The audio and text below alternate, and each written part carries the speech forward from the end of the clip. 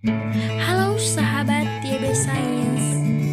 Agar kalian tidak ketinggalan video-video selanjutnya, sebelum nonton video ini, kalian jangan lupa untuk subscribe dan tekan tombol. Assalamualaikum warahmatullahi wabarakatuh. Halo sahabat TB Science, kembali lagi dengan Kak JJ. Hari ini kakak sedang menemani adik kakak yang sedang menggambar. Yuk ikutin. Kakak udah gambarnya sampai mana? Sampai daun. Oh, kalau ada yang mau mana?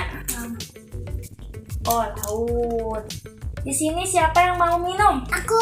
Aku. Oh, boleh. Nanti Teteh bikinin ya. Oke. Baik sahabat TB Science, sambil menunggu mereka selesai, yuk kita buat minuman untuk mereka.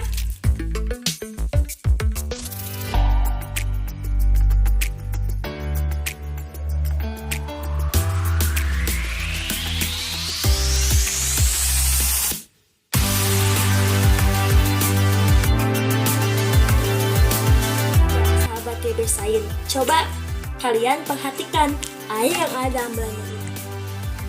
Es yang ada di dalam blender ini naik ke atas.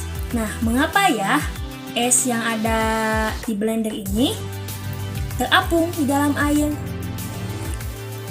Kalau kalian tahu jawabannya, jangan lupa tuliskan di kolom komentar.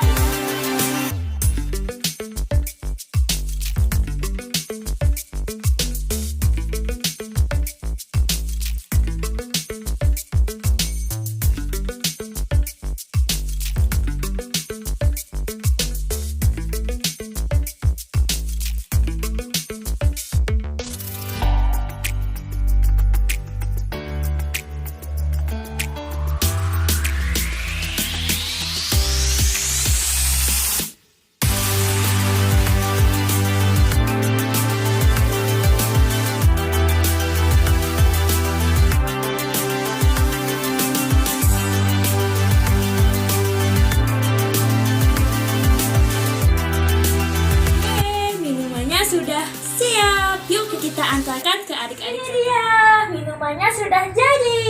Asik. Terima kasih Teteh. Kembali kasih ini. Sok diminum dulu. Bismillah dulu. Bismillahirrahmanirrahim. Mana gambarnya? Bebas. Oh, udah sampai ini. Karena betul jawabannya karena massa jenis dari es itu lebih kecil dibandingkan dengan massa jenis dari air. Nah, kenapa ya seperti itu? Padahal kan sama-sama kalau dalam molekul sama-sama H2O. Nah, mengapa ya? Nah, ini dia penjelasannya. Pemuaian. Pada video sebelumnya telah dijelaskan bahwa kabel yang kendor, kemudian rel kereta api pada siang hari itu memuai. Nah, karena pada siang hari itu suhunya lebih tinggi dibandingkan dengan suhu yang sebelumnya.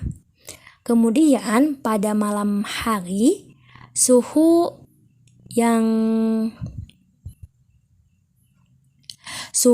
itu semakin rendah dibandingkan dengan suhu siang hari, maka kabel tersebut itu akan menyusut. Begitupun dengan rel kereta api.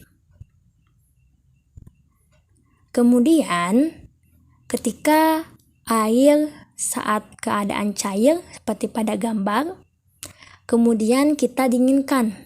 Nah ya, di kulkas air tersebut akan berubah wujudnya dari cair menjadi padat. Dan padatan tersebut kita namakan es.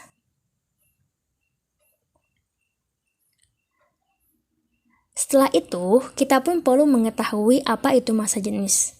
Nah, massa jenis ini memiliki persamaan massa dibagi dengan volume.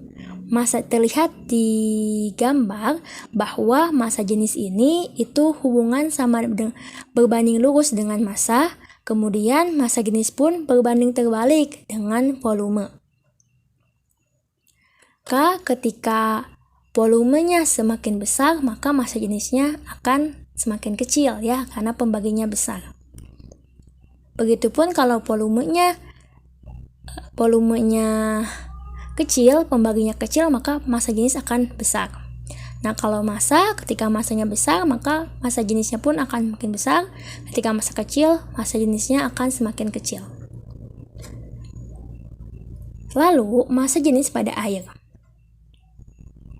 Sinilah keunikan dari air, atau bisa disebut dengan anomali air. Pada suhu 0 derajat Celcius sampai 4 derajat Celcius, nah ini kan suhunya rendah ke suhu tinggi, harusnya dia memuai kan. Nah, tapi uniknya pada air, untuk suhu 0 derajat sampai 4 derajat Celcius, ketika ada kenaikan suhu, itu airnya itu volumenya menyusut. Nah, ini ya grafik volume terhadap temperatur. Kemudian juga ketika sudah mencapai 4 derajat Celcius, kemudian ditaikkan lagi suhunya menjadi lebih dari 4 derajat Celcius, maka ini layaknya seperti benda-benda biasa, dia memuai. Maka begitupun saat kita membuat es tadi ya. Nah, saat membuat es tadi, suhu yang di ruangan, nah kita akan membuat sampai es itu memiliki suhu di bawah 4 derajat Celcius. Maka kalau dari suhu tinggi dari 4 derajat Celcius ke suhu yang lebih rendah, maka dia akan memuai ya.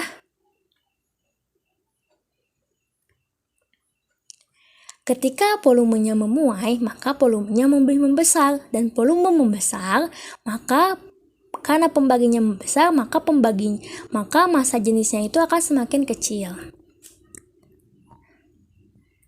Nah, inilah yang menyebabkan es tadi yang ada pada blender ini naik ke atas permukaan air, karena massa jenis esnya itu lebih kecil dibanding dengan massa jenis air pada keadaan cair.